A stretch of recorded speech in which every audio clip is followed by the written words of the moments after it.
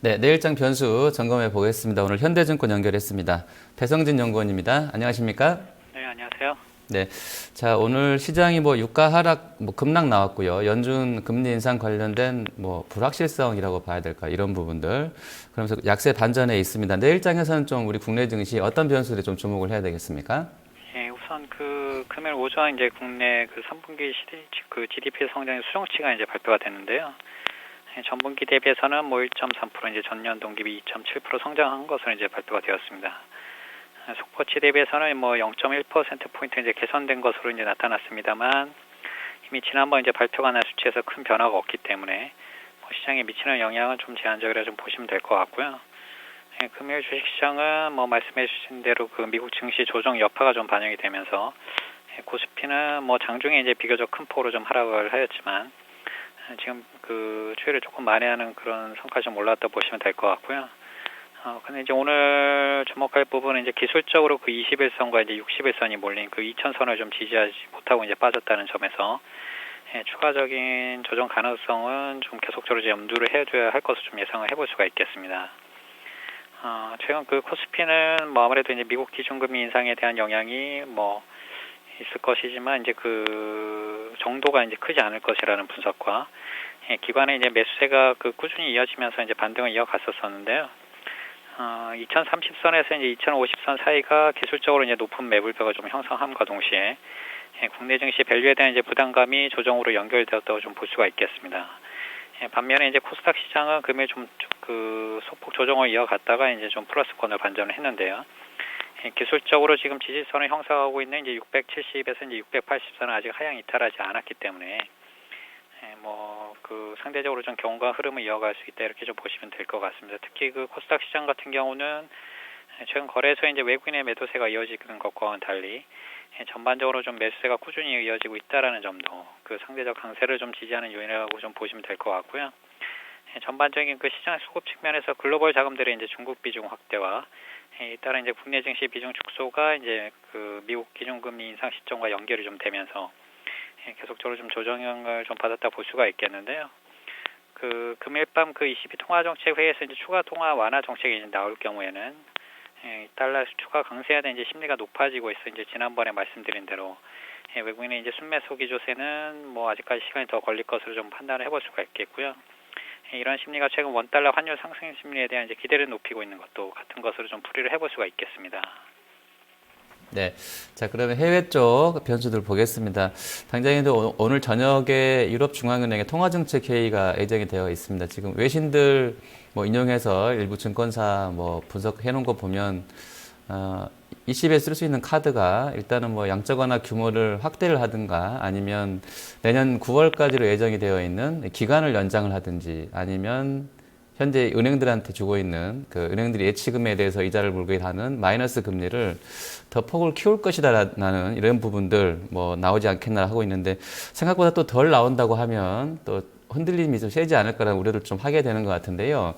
자, 내일장에서는 21쪽 정책 회의가 가장 큰 변수라고 좀 보십니까? 아무래도 이제 그쪽 관련 변수가 이제 가장 크다고 좀 볼 수가 있겠습니다. 왜냐하면은 미국에서는 이제 매주 목요일 발표되는 이제 신규 실업 수당 신청 건수가 있겠지만 시장에 미치는 영향이 크지 않다고 보시면 될 것 같고요. 11월 마켓 종합 PMI 지표도 역시 비중이 작기 때문에 미국 관련 변수는 이제 크지 않다고 보시면 될 것 같습니다. 유로존에서는 금일 밤 이제 10월 소매 판매 증가율이 좀 발표가 되겠는데요. 정월 대비로는 개선세가 좀 이어지지만 전년 동기비로는 오히려 이제 소폭 하락할 것으로 이렇게 좀 전망이 되고 있습니다. 금일 밤 아무래도 가장 주목되는 부분은 이제 말씀해주신 대로 22 통화정책회의에서 이제 추가적인 양적 완화 조치가 이제 실질적으로 발표나는 것이냐 이제 여부라고 좀 볼 수가 있겠는데요. 이는 아무래도 이제 최근 유로존 양적 완화가 계속적으로 이제 진행이 되고 있음에도 불구하고 11월 유로존의 이제 소비자 물가지수 상승률이 전년 대비 이제 0.1% 오르는 데 이제 그치고 따라서 이제 마리오 드라기 ECB 총재가 모든 수단을 이제 동원할 수 있다 이렇게 좀 밝힌 데서 추가적인 조치 발표에 대한 기대는 어느 때보다 좀 높은 상황인데요. 말씀해 주신 대로 이런 조치들 가운데서 지금 가장 기대가 높은 건 아무래도 예치 금리를 추가적으로 마이너스 금리를 확대하는 이제 이런 쪽에 기대가 아무래도 좀 높지 않니 이렇게 좀 보시면 될 것 같습니다. 그 단순히 이제 규모를 늘리는 것만으로는 지금 이제 이전에도 이제 물가 상승률이 이제 저조했다는 측면에서 이제 효과가 크지 않다고 본다면은 시장에 있는 자금을 계속적으로 이제 위험 자산을 좀 옮겨가기 위한 이제 마이너스 금리폭 확대가 가장 유력하다고 좀 볼 수가 있겠습니다.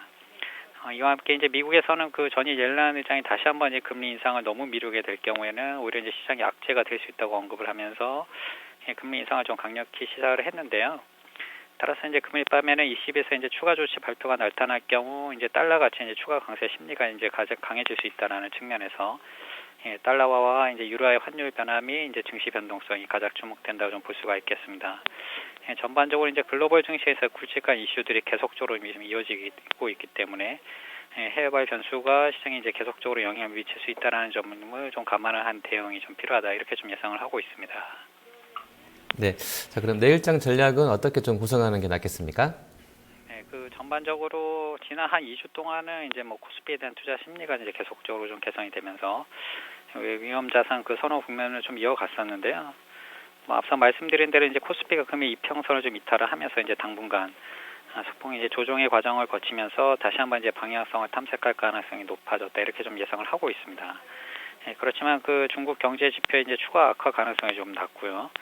달러 강세가 이어지고 있지만 이제 유로화 추가 양적 완화가 이제 나타날 경우에는 오히려 이제 유로화 캐리 트레이드 자금이 재차 증가하면서 이 점이 이제 오히려 시차를 두고 그리고 이제 매수세로 연결될 수 있다는 측면에서 조정의 강도는 이제 높지 않고 큰 흐름에서는 계속적으로 이제 박스권 장세 지속을 좀 예상을 해볼 수가 있겠습니다.